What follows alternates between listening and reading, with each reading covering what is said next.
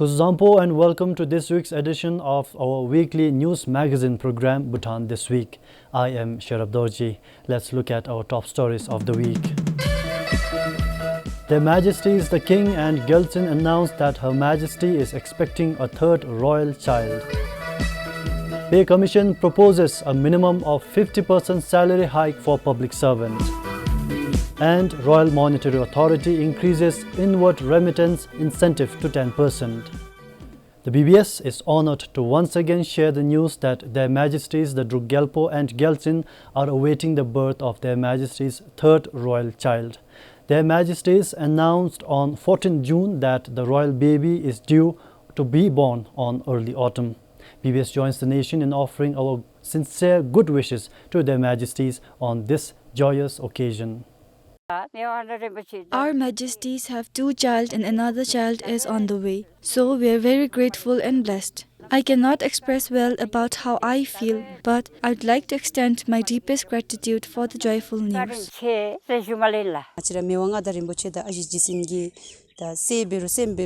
We are very happy to have received this news about Their Majesties expecting a third child. We are praying that a compassionate child is born who will benefit the country.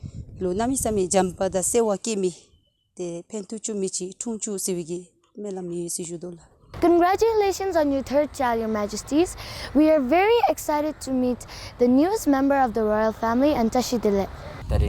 I'm very overjoyed to be hearing that Their Majesties, the Gelses, will soon be getting another sibling. I'd like to convey my heartfelt congratulations to Their Majesties. Kuzampo namaskar. It's great news for our country that Her Majesty is expecting. We would like to congratulate Her Majesty. The ambassadors of Turkey, Czech Republic, Nepal, Vietnam, Belgium and the Maldives to Bhutan presented their credentials to His Majesty the King at the Tashichezong on the 14th of June.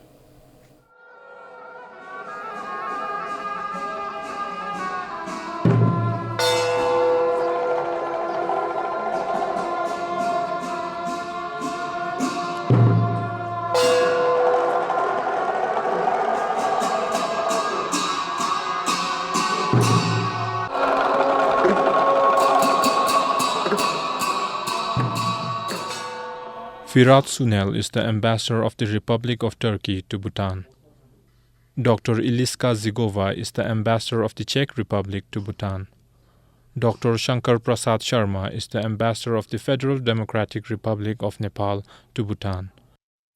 The ambassador of the Socialist Republic of Vietnam is Nguyen Thanh Hai. Didier Anna van der Hasselt is the ambassador of Belgium to Bhutan. And Ibrahim Shahib is the ambassador of the Maldives to Bhutan. Isha Gelson, BBS News. His Majesty the King granted promotion to officers of the Royal Bhutan Army at the Tashichezong on 14th of June. Brigadier Doji Rinchen was promoted to the rank of Major General. Colonel Shah Bahadur Rai, Colonel Chiring Nyudup, Colonel Rinzin Doji and Colonel Ngawang Jigme were promoted to the rank of Brigadier. Her Majesty the Queen Mother Doji Wangma Wangchuk virtually inaugurated Bhutan Tsa Institute in Monga's Kalapang Gyeok on 10th of June. The Tarayana Foundation established the institute as part of the project promoting integrated bamboo-based enterprises development among SAARC countries. The institute, funded by the SAARC Development Fund, aims to provide livelihood opportunities for bamboo artisans, farmers, youth and rural communities in the country.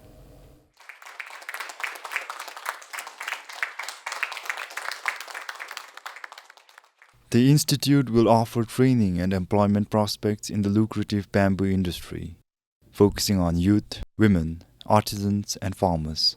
It will provide raw materials, design assistance, skills development and market access. The starting of this CFC, there will be a lot of initiatives and a lot of training programs that the Common Facility Center will organize henceforth. So in a way, like our community members will really benefit for ensuring better quality, best quality products in the market. Likewise, Bamboo artisans currently attending the Tariana Foundation's annual fair in Thimphu also welcomed the institute's inauguration. They said it not only presents opportunities for them, but also helps preserve bamboo works tradition. In Shemgaon, we have an abundance of bamboo. Our parents were bamboo artisans. However, over time, we have lost the art of bamboo working tradition. Thankfully, Her Royal Highness's initiative will immensely benefit bamboo artisans like us.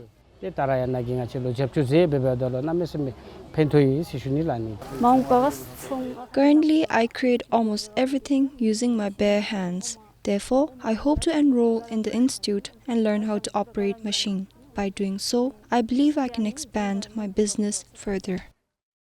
The Tarayana Foundation plans to engage interested youth and communities in accessing the institute's services and aims to collaborate with the Daesung Skilling Program in the future. Karmasamtan Wongda for PBS News. The 6th Pay Commission has recommended a revision of at least 50% of the minimum pay scale across all position levels in the civil service and public servants. It has also recommended that the Royal University of Bhutan, Gesar Gyalpo University of Medical Sciences of Bhutan, and Jimmy Wanchu School of Law to move to a clean wage system. The 6th Pay Commission was constituted to review the pay and allowances of public servants and propose a revision to meet the rising cost of living. The pay revision bill was introduced in the National Assembly on 9th of June. Upon adding the recommended pay revision and the incremental raise from the Pay Structure Reform Act of Bhutan 2020, the total revision for civil servants is 55% for cabinet and government secretaries and executive and specialist level or EX level. It is 58 to 62% for professional and management or P level. 63 to 70% for supervisory and support or S level, and 70 to 74% for operational or O level. And for public servants, the Commission proposes a revision of 50 to 55% for members of Parliament, including the Prime Minister and Ministers, Judiciary, the holder and the members of constitutional offices, Privy Council and trumpets. For other local government officials and NFE instructors, ECCT facilitators, ESP and GSP, the revision ranges from 58 to 76%. According to the Pay Commission's report, given the critical need to retain health sector professionals, the Commission recommended additional revisions to professional allowances ranging from 55 to 80%. The Commission has also proposed a 45 to 60% increase in the allowance for Sowa Rigpa Dunso specialist in addition to the pay hike. And against the backdrop of reforms in the education sector, the Commission supports shifting the existing teaching allowance from a purely tenure-based scheme to a more comprehensive competency-based incentive scheme. The proposed incentive starts from 35% to 65%. Daregi ngi fuchar zogi cheik dinalo sapchi ka chuyu sawachin ngachara gejung sula lobjada dele gesa gebo chhenri pekha dele jimisingi wanchu timdingi timde pekha te RUB kejum JSW di nyama ngachigi mimang chiyubgi ngi fuchar zogi phikabe sosobe losube kyumidi da disu dapshimda ngachigi phi dikinalu thon chukdesumi ngi phu dikinalu the daptibe time sessionela tani beodolu the clean wage system la the clean wage system nalu dap time sodolu nyama thobin dinale tok janebe membership da dikuch bebe insela. Amid the introduction of the pay revision bill, MP Ugen Dorji highlighted the need to monitor exorbitant increases in prices of commodities and house rents due to pay revision.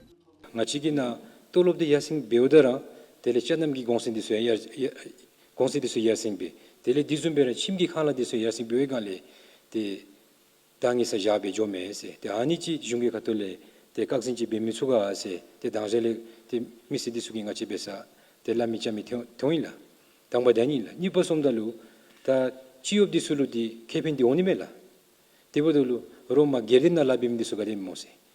The annual financial implications from the proposed revision are estimated at 6 billion yutam.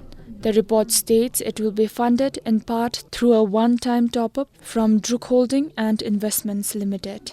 Meanwhile, the Commission recommends the implementation of pay, allowances and benefits with effect from the next month. Kinjang Haden, PBS News. With the proposed pay hike for public servants, private employees are worried that they would be at the receiving end of a possible inflation that would ensue if the pay revision bill is endorsed. They said that the government needs to come up with policies and interventions to keep inflation at bay. Private employees BBS talked to said that they are worried that if the market forces follow the usual trend of fueling the prices of goods and services after the pay hike, the cost of living would dramatically become unaffordable for them. They also said that there are no initiatives from the government to improve their living standard following the usual pay revisions for the public servants. As private employees like us do not have a pay hike, we are worried that the price of commodities and house rent might increase. Therefore, we request our government to monitor the market situation well for the sake of private employees.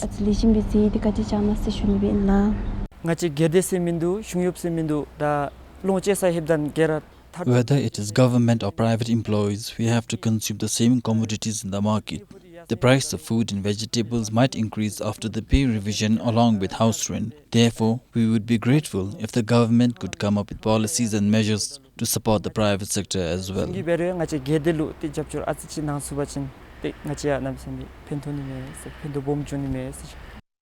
The finance minister says the government will make sure that the pay revision will not have an effect on house rents. Moreover, he said inflation in price of commodities is very unlikely. To ensure that the house owners are adhering to the provisions of the Act under Tenancy Act. On the commodity prices, I think there is a very stiff competition among the traders, among the retail shops. So for that matter, I think it is not that evident with the raise in salary. It will lead to the soaring of the food commodity, the prices and the rental charges. He added that the government has been working on measures and policies to promote the private sector and take care of the welfare of private employees. For the private corporate agencies, we are giving 100% tax deductible on the salary and the wages being paid to their employees. For the business income tax filers, we are giving a certain degree of deductibles based on the range of the salary being paid to them. And on top of that, I think for the businesses to tide over these difficult times, we have enacted a Fiscal Incentive Act back in 2021 to aid the growth of our businesses. The 6th Pay Commission has recommended a revision of 55 to 74% of the minimum pay scale across all position levels in the civil service. This is to revise the pay and allowances of public servants and propose a revision to meet the rising cost of living. For Kamondi, this is Kipchu for BVS News. Moving on, the mandatory inclusion of NEET improvement criterion in teachers' individual work plan has demotivated teachers in the country. A few teachers BBS talked to say that the compulsory requirement of schools to have a certain number of teachers in need of improvement, even if undeserving, is unfair. The Royal Civil Service Commission implemented the performance moderation for teachers similar to civil servants in 2017. Like any other civil servants, school teachers are moderated on their performance based on the individual work plan. IWP is a performance evaluation tool to enhance individuals' accountability and to align their work to what their organizations are trying to achieve. However, the integration of the NEET improvement category has affected teachers. Requesting anonymity, teachers said the NEET improvement rating is unfair. Actually, the IWP, the concept of the IWP and the motive of IWP is actually in policies, and it's good. But when it comes to having NEET improvement as a compulsory criteria, so in that field, I feel that it is unfair to the teachers. For example, some schools do not have any teachers who deserve NEET improvement. But in that case, when we get the criteria such as having to have NEET improvement as compulsory requirement, in that case, I think it's not fair. Moreover, teachers are required to document evidence such as photographs to verify their work and track their progress. However, according to a few teachers, some who genuinely perform well but struggle with documentation receive lower ratings in the need improvement category. The idea of IWP is very good. When it reaches on real field, the objectives of IWP is defeated.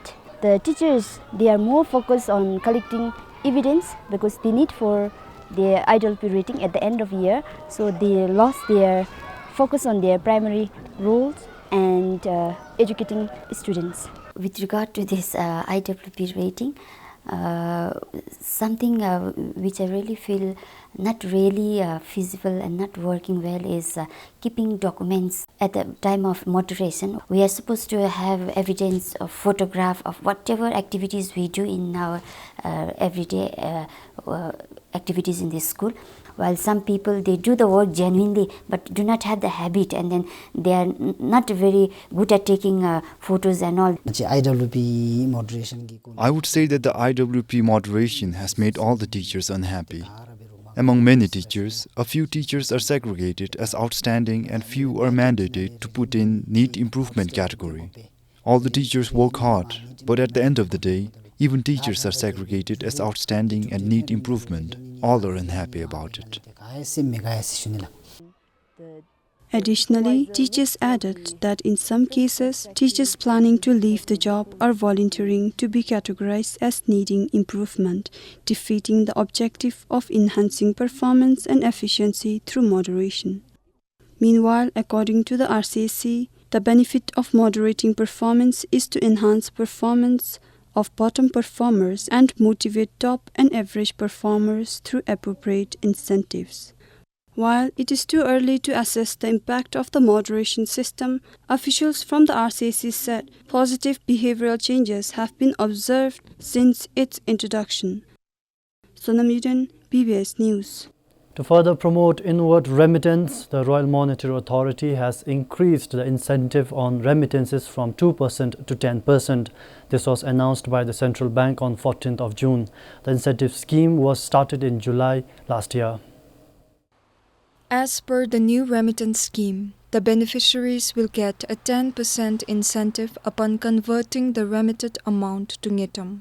The conversion is done based on the prevailing exchange rates. This incentive scheme will last till the end of this year. The RMA says starting the incentive scheme last year helped increase the remittance inflow, which is one of the reasons for the increasing this time. By providing a substantial boost to the remittance sector, the RMA hopes to attract more overseas Bhutanese to contribute actively to the nation's economy. Meanwhile, economists say this short-time measure will not have much impact on increasing the foreign exchange reserves. Despite the migration, the remittance have declined significantly. Last time it was 6.8 billion as compared to 8.3 billion in 2021. So I think the remittance have fallen. And that has impacted the foreign exchange reserves.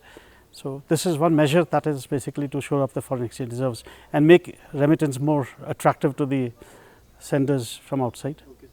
The RMA says the monetary incentive will reduce the cost of remitting to Bhutan, which will ensure the continuity of remittance flows through formal channels.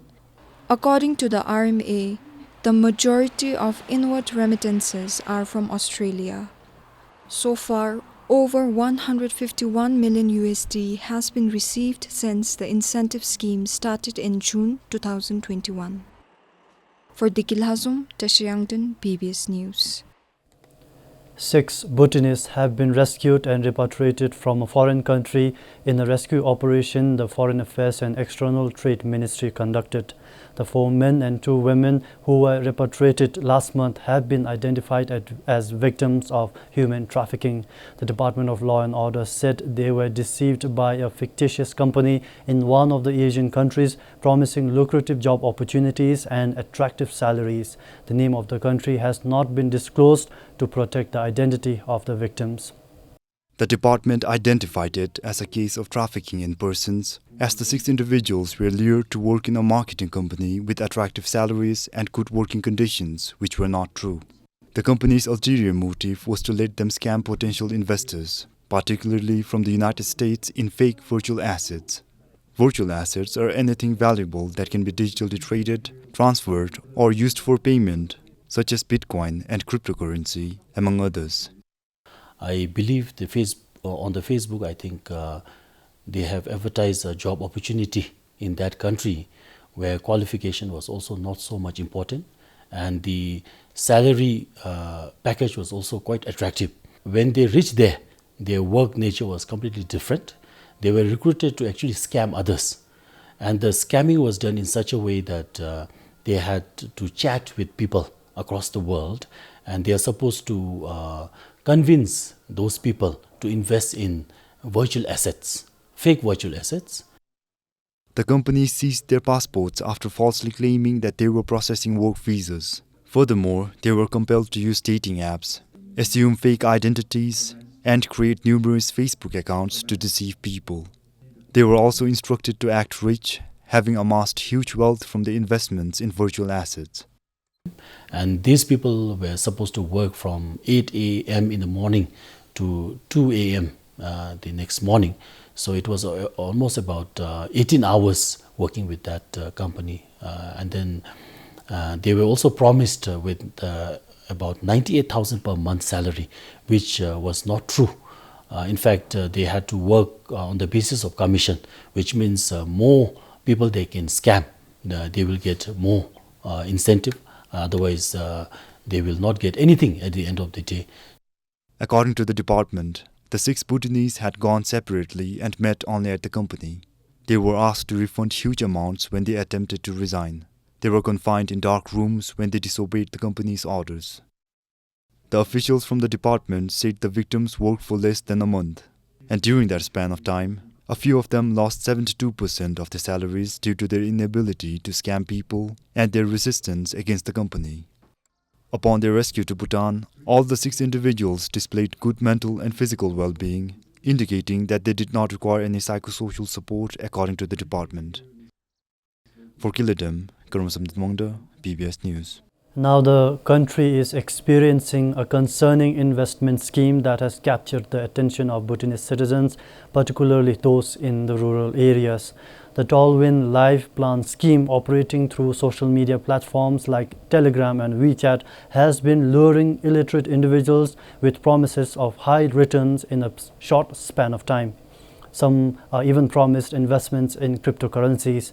The Royal Monetary Authority has called the Tall Wind Life Plan a Ponzi scheme and is refraining people from participating in and propagating the scheme. In remote villages where word of mouth carries significant influence, the Tall Wind Life Plan scheme has gained popularity among farmers and illiterate citizens. Members are joining the scheme based on recommendations by friends.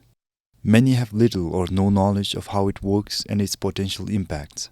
In the initial period, I think people are given the impression that they can really make money. So they ask for a small amount of investment, and they are also given the profit. But as it goes on, as the money accumulates, I think at the end of the day, the money will not be returned back. And from that point of view, I think many of the people will actually be the victim of that scam. Maybe few of them might gain certain profits, but majority of the people would get into financial loss. The scheme requires a 2,750 Newton investment to become a member, who then has to look for 4 more people to invest the same amount. This includes promises of a substantial return of over 400,000 Newton within 15 months. Some of the victims of the scheme BBS talked to on account of anonymity say promoters lure them in with promises of huge sums of money. The group leader said that there are no risks for our investments as long as we can add 4 more people. The leader told me that within 15 months we will be able to get over 400,000 Newton for certain, and where each of us would get over 100,000 Newton. Others added that the callers asked for money, which would be returned with double and sometimes triple the amount. Scammers usually start the conversation by saying that we have won certain amount, let's say near-term 10,000. They request us to send them near-term 2,000, promising to send the near-term 10,000 we won in return.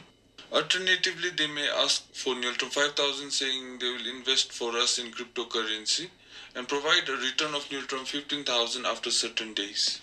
The Royal Monetary Authority released a public notification in November last year, cautioning people about the Tallwin Life Scheme. The RMA has labelled the Tallwin Life Scheme as an illegal and fraudulent investment. According to the RMA notification, the scheme involves money laundering as it carries out unauthorized transactions outside the country. Though the Royal Bhutan Police refused to comment on the matter, the Department of Law and Order said that a few promoters of the scheme have been identified and that the police are currently carrying out investigations. In a recent notification, the RMA said that its Financial Intelligence Department has frozen several bank accounts of the individuals propagating the scheme to general public. The accounts and individuals involved are investigated under the Anti-Money Laundering and Countering of Financing of Terrorism Act of Bhutan 2018. According to the notification, the operation and engagement in this scheme are against various sections of the Financial Service Act of Bhutan 2011. It further violates provisions under the Penal Code of Bhutan 2004. With additional information from Tashantin, Karmasam Tanwangda, PBS News. That is all we have in this week's edition of the Bhutan This Week. Thank you for watching. See you next time. Bye-bye.